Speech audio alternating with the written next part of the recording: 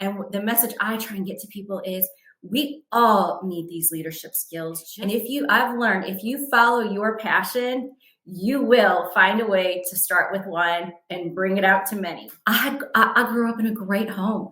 I went to a great school. I had all the resources available to me, but it was one person, one night, one event changed the course of my life. Welcome to Fearfully and Wonderfully Me, a podcast for women on leadership and life skills with Rhea Story.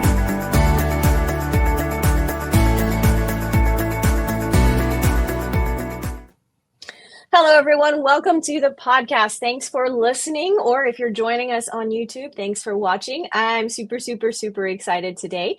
I have a very special guest and a woman that I consider a friend and just always inspired by her heart and her passion. So I cannot wait for you all to meet Trisha. Trisha, welcome to the show. Thank you, Rhea. Thanks for having me. It's great to be here with you. Oh, I'm glad, just super excited. You know, we've been trying to make this happen for a little while, but it's kind of one of those things that when the timing is right, everything falls into place. And that is certainly happening for you this year in a big way. So just tell us a little bit about what you want to share about anything about you, but specifically, I'd love to just dive right into your passion and your heart for this project. Yes, let's do it. You're absolutely right. The timing has been everything. This has been a long journey. And if there's one thing I have learned through this, it is everything is in God's timing, His plan, His timing. And we're just really feeling blessed right now that God has opened the doors for us to do the work in our community that we are incredibly passionate about. I have worked with victims of sexual exploitation and sex trafficking on and off really since 1992. And I've worked in realms such as prevention, identification, restoration. I've been able to see many different aspects of trafficking and the work that's being done, as well as the work that still needs to be done. And that's what's brought us here today. And that we know that less than 1% of trafficking victims are ever even identified. And we know that trafficking is happening in every community across the country. We know people want to help. People just aren't necessarily sure where to start. It can feel like this just really big problem. How can I, as one person, have an impact? And our message at She's My Sister is the power for real change lies with every resident in every county across the nation. And so we've developed this organization to start with one program, one survivor in one community, and share it with others. So that way we can touch as many survivors as we possibly can across the nation. I love that. And you know, you've had this vision and just this heart for this work for so long, but it's really come together in just a cool way this year, starting with, just really getting nailing down like the vision, the actual name, and even the logo, which is super cool. So just talk a little bit about that, how that's kind of come together recently. Again, it definitely started with my passion based on what I have seen, but it really has been fueled by the support of the community. I have been sitting on this dream of being able to create a program for, as you know, several years now. And it really didn't come to fruition until I started getting out and engaging other members in the community. And the logo, what a great story. One of our members of our team just put a note out on Facebook in a women's group here in our local community. Hey, is there anyone that is interested in designing a logo for us? And from that, we made this amazing connection with this wonderful woman. She's the founder of Crown Digital Marketing. She volunteered to not only create our logo for us, but to do all of our branding for us, and seeing it come to life in this professional way that I never could have done on my own just really made it feel like this is real and it's exciting. And the other cool thing, we've been engaging with a group of young adults who are currently in high school. We're working with about 20 of these young adults, and they are learning how to create a nonprofit. And with that, they're using their time, tools, and talent to help us shape what does the branding look like? What logo should we go with? What colors matter? So it's been really fun to engage with the young adults to create this. And they are super creative. I got a chance to just meet some of them, and wow, it is just incredible how engaged these young people are with a problem, but with a solution, right? So tell us just a little bit more about what She's My Sister does and the work that you are doing, what you're offering, that sort of thing. Right. So She's My Sister. We are survivor focused, community empowered. With that being said, our focus is 100% on every survivor. Every survivor's journey and path to healing is going to be unique. And so we to tailor She's My Sister around every survivor that we meet. So we're pulling every resource that is out there and trying to come up with different pathways. So as we meet a survivor who, say, for instance, is not able to go to a residential facility for 30 days. Is there something we can do to at least get her in counseling? Can we cover the bill for that? So we want to tailor all of our programming around the survivors and their specific needs as we meet them. And we know that we have to do this with the support of the entire community. So we are creating a coalition right here in our very own community. We're launching in January with some of our city leaders. We're inviting anyone and everyone who we think really could have a driving force in getting this movement going. And together, we're going to see who can bring what to the table, what resources are out there. Let's combine them. Let's unite, and let's make real change in our community right now. You know, I love that for so many reasons, but it's one of those things that I like to talk about is that so often we wait for the time to be perfect, or we won't get started because it's scary to start with one. And by that, I mean, a lot of times when we have a passion for a dream for making an impact or making a big difference, it's easy to envision yourself, you know, maybe touching hundreds of lives or speaking to thousands or writing a book that's a bestseller, right? But the scary thing is just start with one. It doesn't have to be perfect. It doesn't have to be, you don't have to necessarily have all the answers. You just have to get going and be willing to start small. And that's what I love. That's awesome. You are absolutely right. I definitely felt that fear. I'm just one person, but then I recognize this is my passion. And I've learned, if you follow your passion, you will find a way to start with one and bring it out to many. Yeah, that's so true. When you and I have known each other for several years. Yes.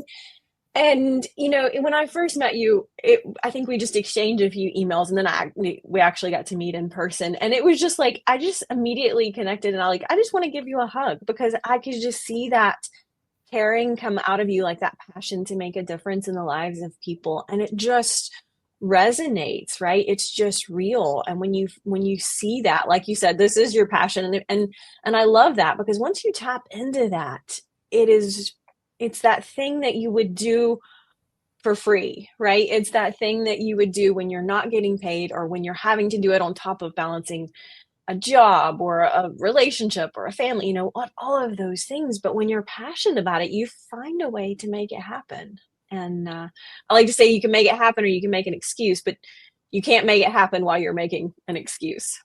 Right. That's exactly right. And we, at our church on Friday evening, we attended it was this really lovely lady celebration. And we had a keynote speaker by the name of Elizabeth Dixon. And she spoke about finding your purpose and your meaning. And going back to your point, once you dive into your purpose and your meaning, nothing can stop you. And that's how I feel right now. And we also know we have God on our side. So we have purpose, we have meaning, we have God, we have a mission, we have a plan. Most importantly, we have the people surrounding us to make it all come to fruition. Yeah. Talk about the pledge that you have, because there's a little bit about that on the website, but just talk a little bit about that. So we know our most powerful tool in eradicating trafficking is education.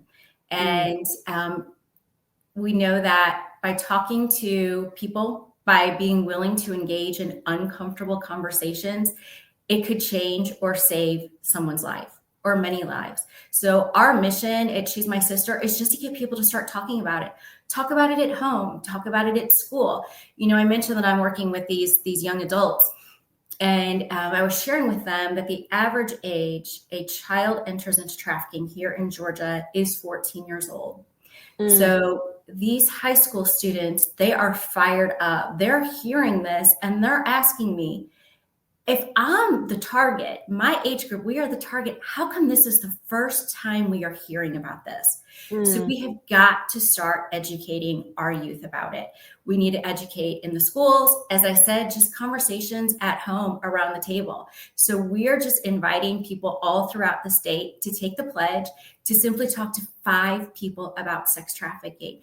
You can tell them what is sex trafficking. You can tell them who is being trafficked. You can tell them what it looks like, what that grooming process looks like. And then if you see something, say something. And you can learn all of those facts, what to look for. You can learn all of that at our website, she'smysister.org.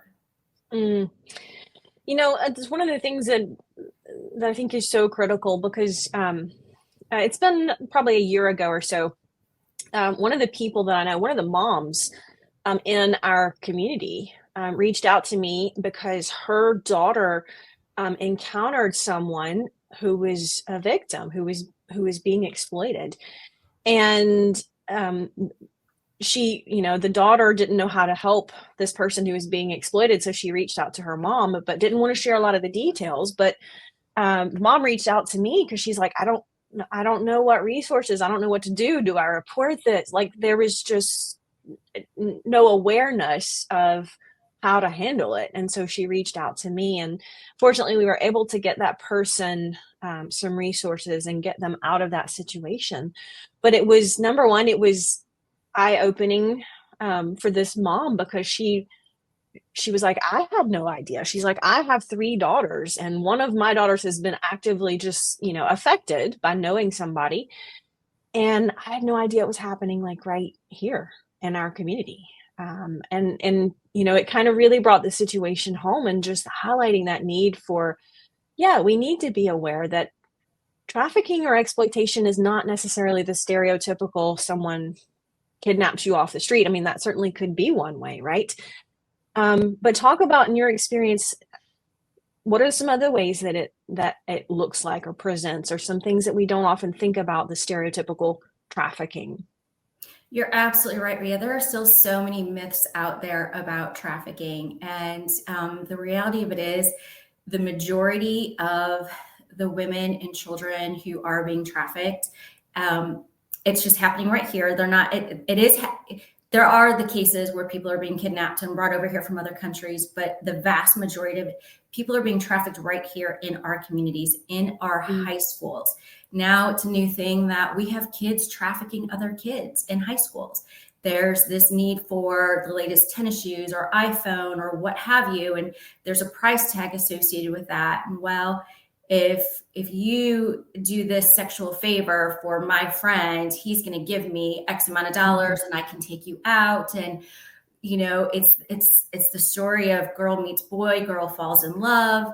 And the reality too is, many of the women who are being trafficked were first victims of some sort of sexual exploitation or sexual assault. And we know that in America, 1 in 6 women will be the victim of a sexual assault at some point in time. So it is happening to our sisters. It is happening to our daughters. It is happening to the captain of the cheerleading squad. It is happening to the straight A student. It does not discriminate. Yes, there is a population that tends to be more vulnerable, a population that has access to fewer resources, especially our homeless youth. But 88% of children who have been rescued from trafficking report that they were attending school while they were being trafficked. It's there again, it's just one of those things that we all have to be willing to get involved. I think it's Edmund Burke who said the only thing necessary for evil to triumph is for good men and women to do nothing. Yes. And it's easy to do nothing, right? It's more comfortable because we don't like to have these conversations. It's not comfortable to think that this is happening in our communities and our schools, and people that we know can be touched and affected, right? It's not comfortable to have those conversations. We don't like to think that there's monsters right here right? It's easy to think that this is a problem in a big city far away or only when the Super Bowl comes around, right? But it's happening day to day, and it absolutely is touching more lives than we could even possibly know, I'm sure. You're absolutely right. That's another myth that is still out there. And I heard this from a community leader in a neighboring community to where I live. He said, "Ma'am, that's great work that you're doing, but we do not have that problem here." Mm, Sir, I have 20,191 sex for sale ads within a 25-mile radius of where we're standing that say you do have the problem here. And then it goes into the mm, question of, well, these sex for sale ads, aren't these adults who are choosing this lifestyle, also known as prostitutes? And there's a very gray area there. Again, we go back to the average age someone is brought into trafficking, 14 years old. No child is capable of willingly making that choice to become a sex worker. And then what happens when that child slips through the cracks, is not identified, is not given the resources to reclaim their freedom and get restoration and reclaim their life? They eventually turn 18. When they turn 18, now, in the eyes of many, they're a legal prostitute. We have to remember that that prostitute will ultimately, first and foremost, was a victim. And that is how we have to see these men, women, and these men and women who are being arrested for prostitution. mm. I think that's so true, because I think one of the misconceptions is somebody gets into a prostitution lifestyle because they want to, right? And nobody nobody growing up dreams of getting into that line of work. And that's one way that we know, no, this is usually something that people are turning to just out of desperation. Either they don't know about options or how to get out of that lifestyle, or they're being coerced in so many ways. And that's why, there again, we're kind of back to, the things that we won't talk about, we're giving more power over. And this is a great example of that. You're absolutely right. Traffickers will set up wherever they can hide in plain sight. And so the community that refuses to acknowledge the harsh reality, those communities are more susceptible to allowing this crime to happen there, because they're going to go where they can go undetected, where they don't have people actively looking for the signs, where they don't have communities coming together as a coalition to take a stance against trafficking, where they're going in and they're having conversations with the youth to let them know these are the signs to look for to be grooming. And more cities and counties across the state, they are taking a hard stance on that. And so they're going to continue to push these traffickers out. Where are they going? They're going to be going out to these other smaller suburbs. So there is not a city or a county that is immune from this at all. One of the things that you and I share is just a common interest in leadership. So I'm just switching gears a little bit, but I'd love to just pick your brain as you've gotten in touch with your passion, and this is, your cause, and you're founding the organization and making an impact. But talk a little bit about, from a leadership perspective, what have been some of the leadership challenges for you in leading this initiative? Well, I think first and foremost, this is a tough conversation to get people engaged and to get their attention. It's, as my dad always says, well, you're not selling flowers, and so just getting people's interest has been challenging. So as a leader, I've had to really determine, how can I take this information and make it digestible? Because you have to know your audience. You and I, we're both big fans of the 7 Habits. And so I always go back to seek first to understand before being understood. So when we're going out and talking with communities, as a leader, I have to know this message is not going to be welcomed out of the gate, because no one wants to hear this is happening in my community. So I'll have to take that audience and understand, what do they need to hear from this? Well, they need to hear that they live in a safe city. They need to hear that they have the tools to take control of their city. So knowing what they want to hear, that is what I give them when I go in and speak. We let them know that if you turn a blind eye to this, crimes against people will go up. Crimes against persons or crimes against property will go up. So taking it back to how does it impact them personally? So knowing your audience, knowing how to deliver that information in a way that is digestible for your audience, that has definitely been our number one challenge. Yeah, definitely. Have there been any, and we talked about the 7 habits, you touched on the 7 habits. What other leadership books have impacted your leadership journey or your leadership style? Well, of course, I have to shout out to you, your books. I've read almost all of them, and I continue to buy them and give them as gifts. In fact, it's not just about, people think leadership book, oh, this only pertains to me if I want to go be a CEO of some major company. And the message I try and get to people is we all need these leadership skills just in our lives, just to lead our own personal self, but then to lead our families, right? So much about the culture of our families is about the impact and influence that we have over our children. And so by learning these leadership tools, we just become better people. We become better neighbors. We become better parents. We just become better humans in general. So I would recommend anyone just looking to be the best version of themselves, pick up a book on leadership. You will find value in it. That is so powerful. I love what you said there, is that this helps us be better parents and better people, right? And yes, yes, we want to lead what we're doing professionally, but how many of us want to influence our kids and grandkids to make better choices in life? And our spouse, we all want that influence on the personal level. And to me, that's as much or maybe more of a reason to learn and study leadership and influence is, yes, I can be effective at work, but I want to be effective at home as well. Absolutely. I kind of bring up a point, but I think culture of a community, a lot of times we talk about culture of an organization, but we're talking about culture of a community. It absolutely does start with our children, right? And if I wish I had known some of these leadership skills earlier in my journey, my career would have been different, right? But just knowing how to lead me effectively earlier on would have been so powerful. So I love what you're talking about is passing this on and getting our kids and high schoolers and teenagers better equipped sooner. Yes, absolutely. We all have the ability to be a real change maker in this world. And if going back to what we said in the very beginning, if you find your passion, what is it that you're driven to change?